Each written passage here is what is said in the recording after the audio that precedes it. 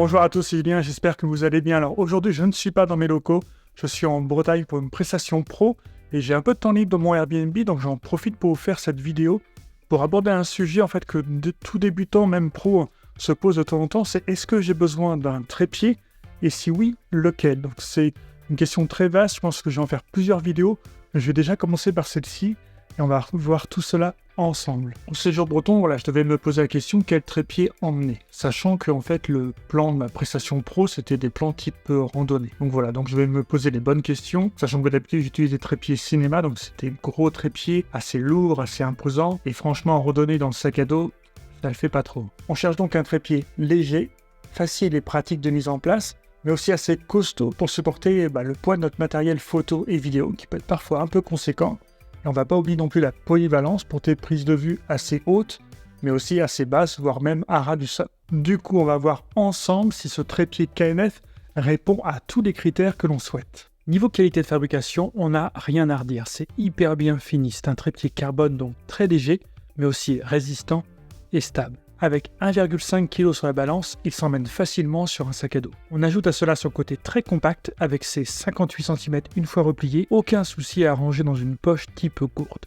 Mais on peut aussi le transporter dans sa housse de rangement renforcée et bien finie. Parlons maintenant de la polyvalence de ce trépied. Car c'est vrai qu'on sait qu'il est compact et léger, mais maintenant il faut vraiment voir s'il est utile pour nos prises de vue. Pour ce trépied, on peut faire varier la hauteur de 58 cm jusqu'à 1,73 m. Donc pour moi, le critère polyvalence est largement coché.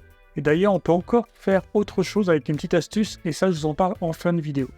Par contre, le système pour varier la hauteur, le système de friction, voilà, c'est pas le plus rapide du marché, j'avoue.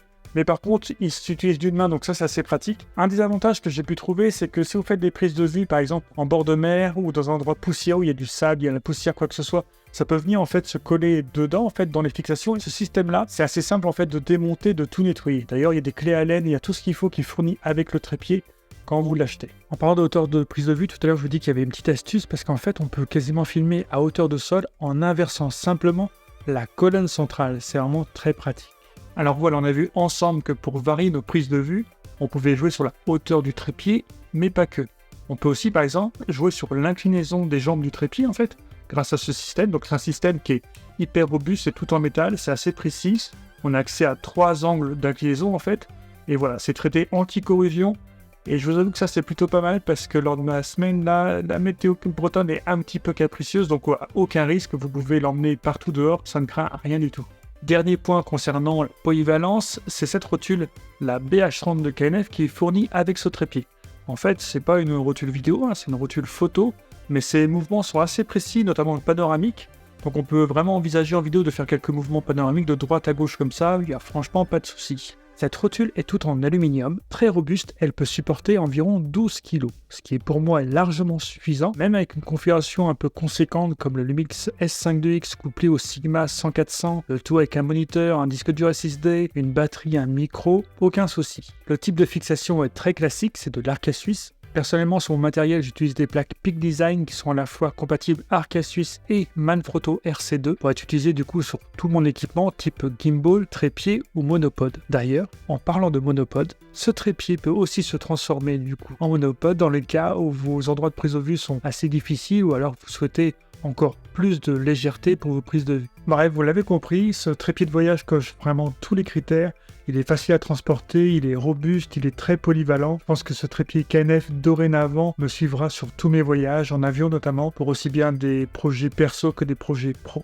D'ailleurs, est-ce que vous aussi, vous avez ce type de trépied avec vous? Et si oui, quel modèle? Je suis assez curieux parce qu'aujourd'hui, je trouve qu'on a la chance d'avoir un grand éventail en fait de choix au niveau des trépieds, notamment les trépieds de voyage.